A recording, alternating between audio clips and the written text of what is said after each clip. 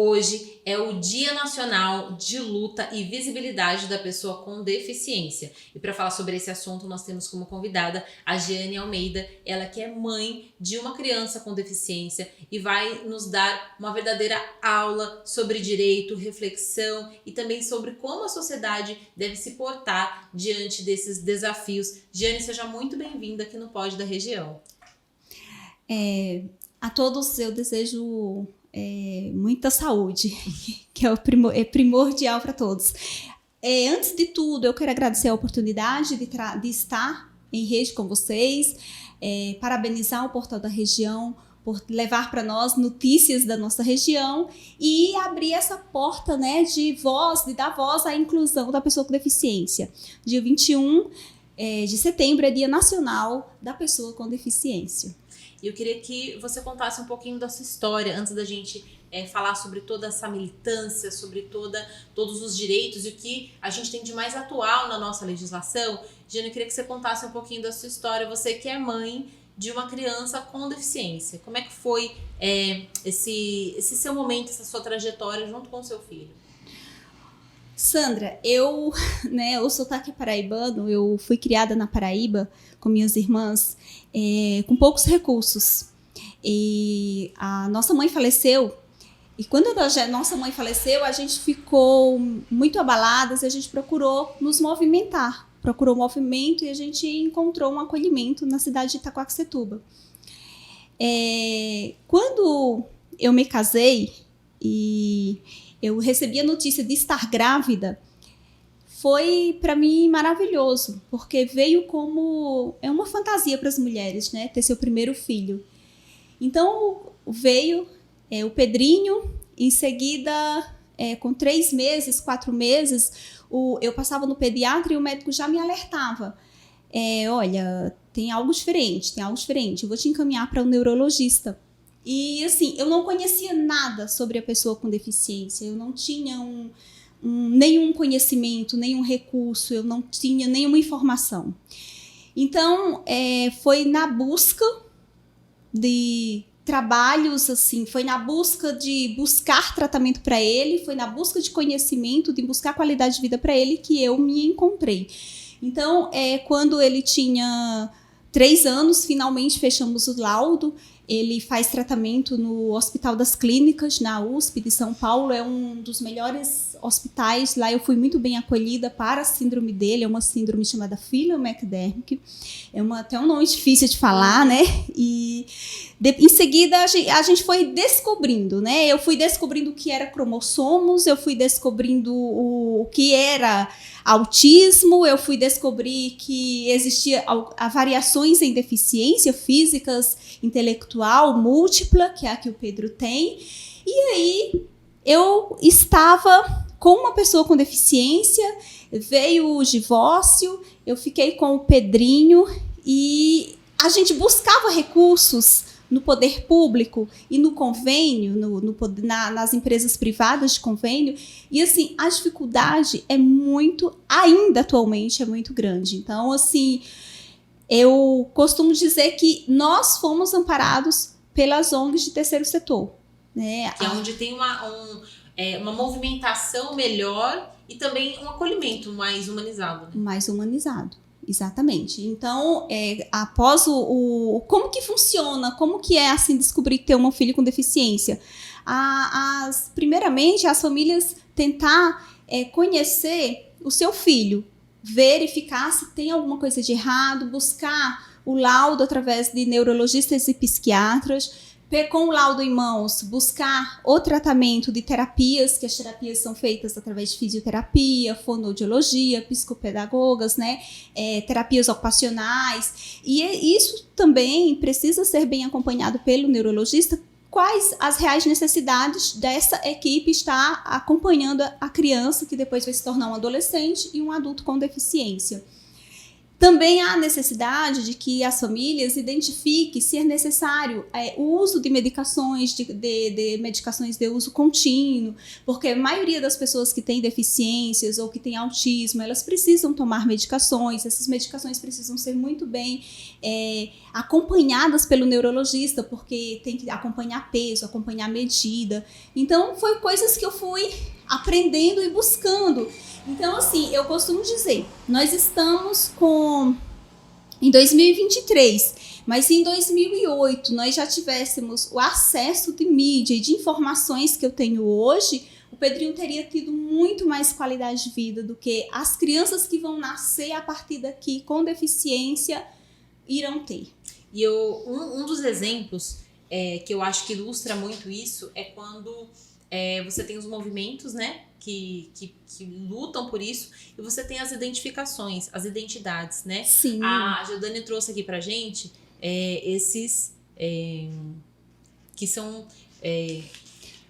Não sei como dizer isso, porque não são colares, mas é para colocar as identificações, né, nos aí crachás. É como se fosse um suporte de crachá, né? Suporte de crachá. Esse daqui é o autismo para as meninas. É o autismo para as meninas. É o autismo para os meninos. Esse outro é da síndrome de Down. Isso. Esse aqui, então, deixa são eu até autismo. Colocar. Esse aqui é o do autismo. Isso. O dos meninos e o das meninas. Isso. Esse aqui é o do síndrome de Down. Sim. Também. Tá. E esse aqui... Que é o girassol. Do girassol, confesso que esse aqui eu não conhecia.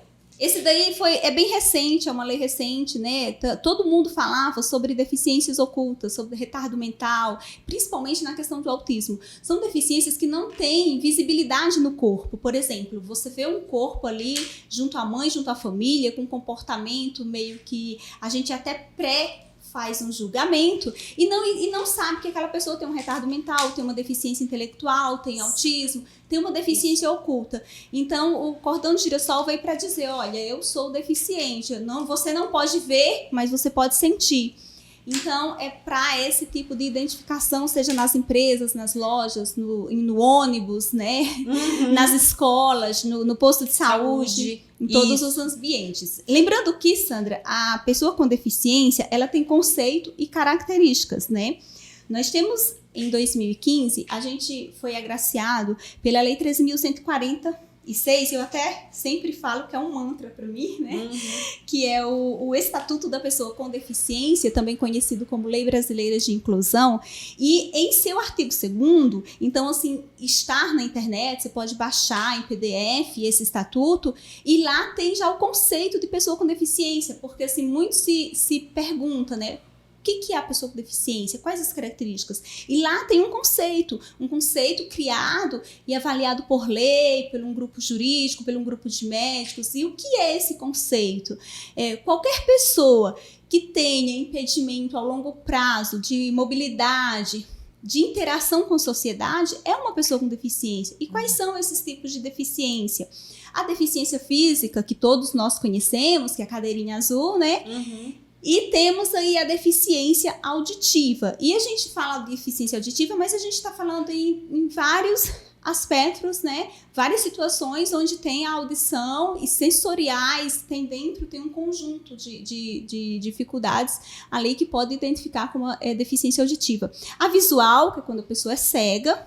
A deficiência intelectual. Então, a deficiência intelectual ela é muito o conceito dela, ela está desde retardo mental, autismo, a gente tem, lógico que os médicos eles diferenciam, eles separam, né? Sim. Depressão, Alzheimer, esquizofrenia, AVC, mas qualquer uma dessas doenças pode deixar você como uma pessoa que tem alguma deficiência, no caso intelectual. Ou mental, que geralmente as pessoas costumam falar deficiência mental. Uhum. Mas esse é o conceito, tá no artigo 2º, e essas são as características. E as síndromes? As síndromes, elas precisam ser investigadas. Vamos falar da síndrome filomequidérmica. Geralmente, o que eu aconselho não pare, eu falo para as famílias, não pare de tentar investigar de fato o que o seu filho tem. Exames específicos que todo deficiente precisa fazer. O primeiro, ressonância magnética. O segundo, um exame de sangue chamado cariótipo, de preferência colorido, tá, gente? Banda G. E eletroencefalograma. Eletroencefalograma a cada 6 meses, uma vez por ano, porque ali identifica epilepsias, convulsões internas, né? Que são uma que ocorre com as pessoas com deficiência, e muitas vezes as pessoas não conhecem, acham que convulsão é somente quando alguém tem cai no chão. E não é bem assim, né? A epilepsia, ela aparece de diversas formas. E aí é preciso sim fazer o eletroencefalograma. E o acompanhamento, um olhar de inclusão sempre da parte da saúde, da parte da educação. E Giane, você faz um trabalho também junto a famílias, né? Você também faz toda essa assessoria também, essa orientação junto às famílias. Eu queria que você falasse um pouquinho sobre esse trabalho também, porque a gente sabe que é uma caminhada muito longa, ela é uma caminhada constante e permanente, né, em busca dos direitos, e muitas das vezes as famílias até chegar, por exemplo, ao seu nível hoje, que tem um domínio sobre a legislação, que sabe aonde buscar essa ajuda, quais os exames pedir, a família fica um pouco desorientada. Eu queria que você falasse sobre esse seu trabalho. Tá, nosso trabalho começou em 2017. O Pedro... a base da minha vida é o Pedro. O Pedro veio para mudar a minha vida. Gente, eu me tornei uma pessoa melhor, eu me tornei uma pessoa que supervaloriza as oportunidades. Falar, andar, é incrível você andar e você falar, é incrível você comer, você beber com sua própria mão, é muito incrível você ir no banheiro sozinho. Porque há 14 anos eu acompanho meu filho usando fraldas, comendo, tomando água de seringa.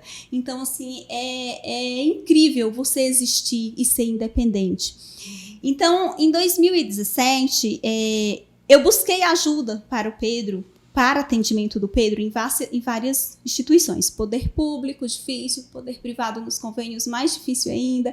Então, eu fui atrás das ONGs terceiro setor. Também supervalorizo todas elas. O Pedro teve o seu atendimento negado em instituições de grandes nomes, porque ele tem múltiplas deficiências, e somente na APAE que ele foi acolhido. E na APAE eu conheço muitas famílias, e as famílias, algumas mães, algumas famílias me procuravam, chegavam até mim e falavam: como que você conseguiu concretizar tal benefício para o seu filho? Como você conseguiu o cartãozinho que você tem no seu carro de preferencial? Então, quando eu vi aquela necessidade, assim, todos os atendimentos do Pedrinho tinha aquele monte de famílias querendo falar comigo. Então, eu identifiquei que nós, brasileiros, nós tínhamos uma deficiência bem maior do que a deficiência do Pedrinho, que era a deficiência do conhecimento sobre o assunto. Então eu disse, meu Deus, como assim? Que dificuldade é essa? Como? E assim, ainda eu comecei a trabalhar com elas através falei, uma vez por semana eu posso fazer uma visita para vocês, vamos começar a fazer reuniões, vamos conversar sobre o assunto.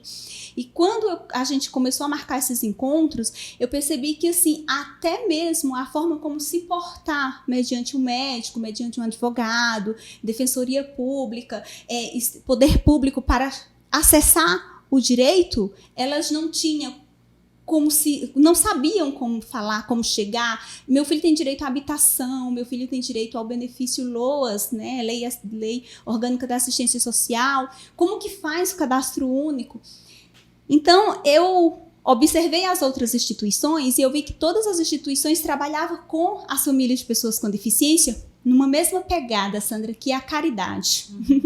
Então, assim, é uma coisa que eu costumo falar, gente, as pessoas com deficiência, elas não nascem somente em famílias pobres e com mães que não têm conhecimento, ou pior ainda, com mães que não têm acesso a nada. Elas também podem ocorrer em famílias ricas e de classe média alta, e as mães podem ter mais o acesso ao conhecimento. Então, eu quis criar algo diferente, eu quis fazer algo diferente. Eu disse, eu não vou criar uma ONG física, eu vou criar uma ONG de fala, de educação. Eu quero educar o Brasil a se comportar e a se comprometer com a inclusão da pessoa com deficiência em nosso país, na minha cidade e no nosso estado. Então, eu comecei a me oferecer para que me convidassem, me dessem a oportunidade de falar sobre o assunto nas igrejas, nas ONGs, nos postos de saúde, nas escolas, qualquer lugar que alguém me chamasse, eu iria com o Pedrinho falar sobre o assunto, falar sobre a lei, falar como que as mães conseguiriam concretizar os direitos dos seus filhos.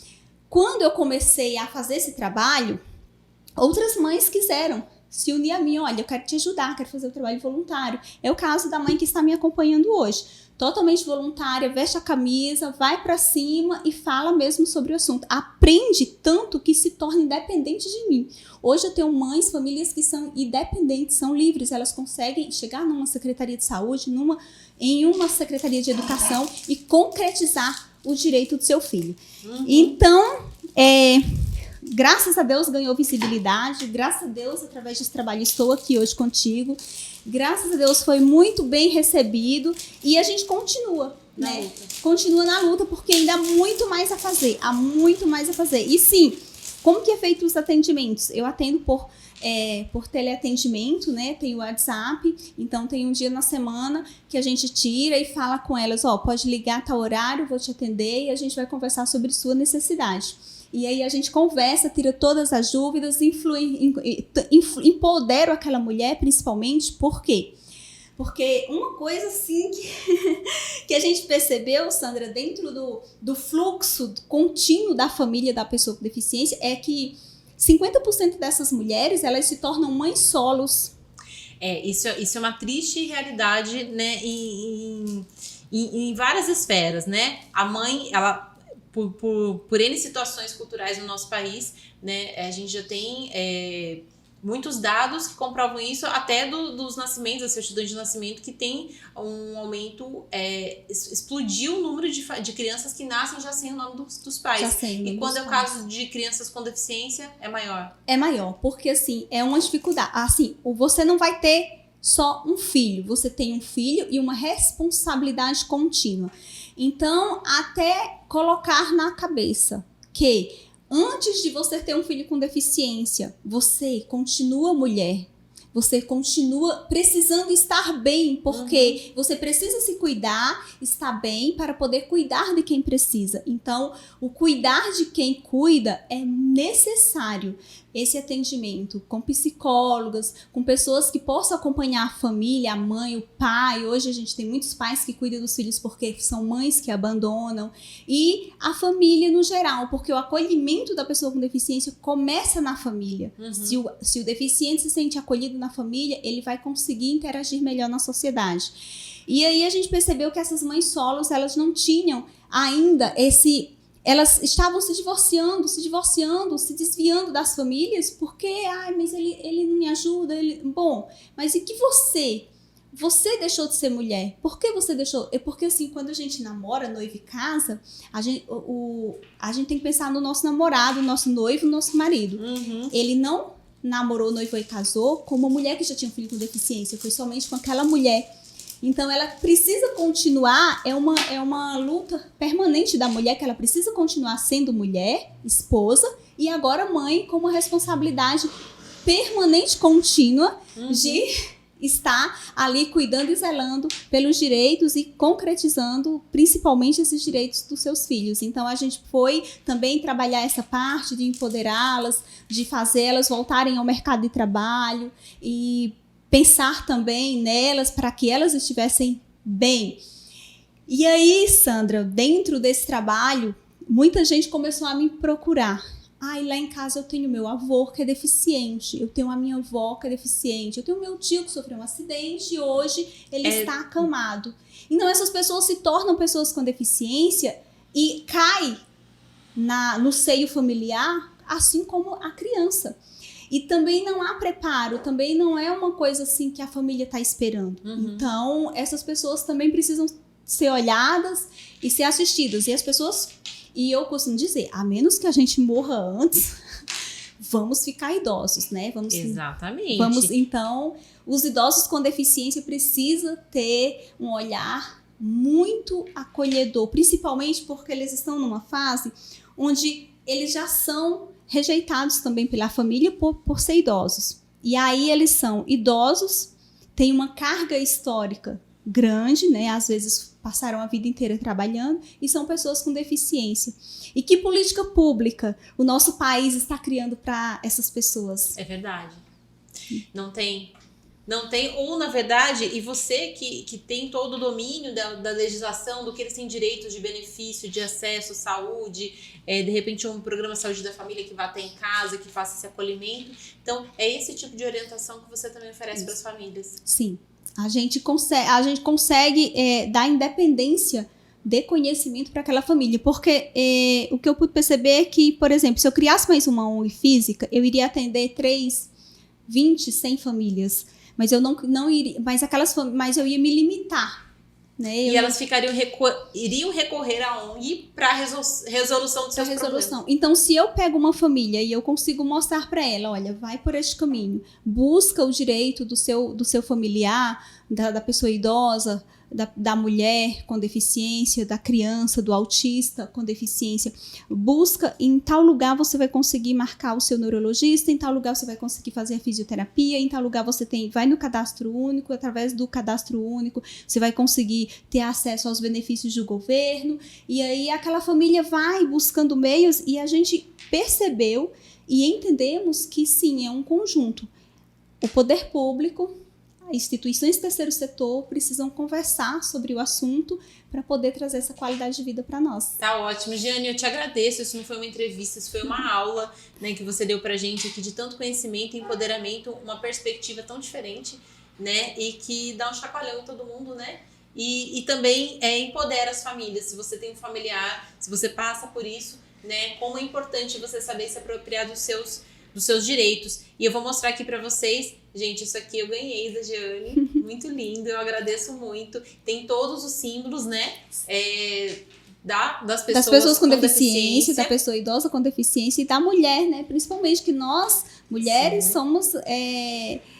a mulher, ela é a liderança no cuidado da pessoa com deficiência. Exatamente, ela é uma base familiar que ela tem, a base do amor, do carinho, do aconchego, né, da segurança, da proteção. Do acolhimento. E Giane, eu quero agradecer muito, parabenizar pelo seu trabalho e dizer que foi muito importante a gente falar sobre o tema e a gente esclarecer pontos tão importantes e que ainda não é falado. Principalmente porque esse é um tema que quando a gente não tem um familiar que tem uma dessas deficiências, passa muito despercebido pelas famílias. E você colocou muito bem isso como uma necessidade de política pública. Agradeço muito sua participação aqui com a gente. Eu que agradeço a oportunidade, me convidem quando precisar, quando quiser qualquer informação sobre o assunto, estou sempre disponível, é um prazer. Agradeço todas as pessoas que até hoje me acolheu com o Pedrinho, sabe o quanto, né, isso é importante. Eu acho que sem a rede de apoio não há como a pessoa com deficiência e o seu cuidador adquirir qualidade de vida. E é isso que buscamos, né? Qualidade de vida. Tá certo, Giane, muito obrigada. Você que nos acompanha nesse podcast, a gente conversou com a Giane Almeida, ela faz um trabalho incrível, e hoje é dia 21 de setembro, é o dia de luta pela visibilidade das pessoas com deficiência. Então, você que assistiu esse podcast, você que tem uma pessoa que tem um familiar com deficiência, manda também para essa pessoa. Aqui a gente teve informações importantíssimas, uma perspectiva totalmente nova e que com certeza vai mexer com você. Portal da Região, a notícia que você precisa.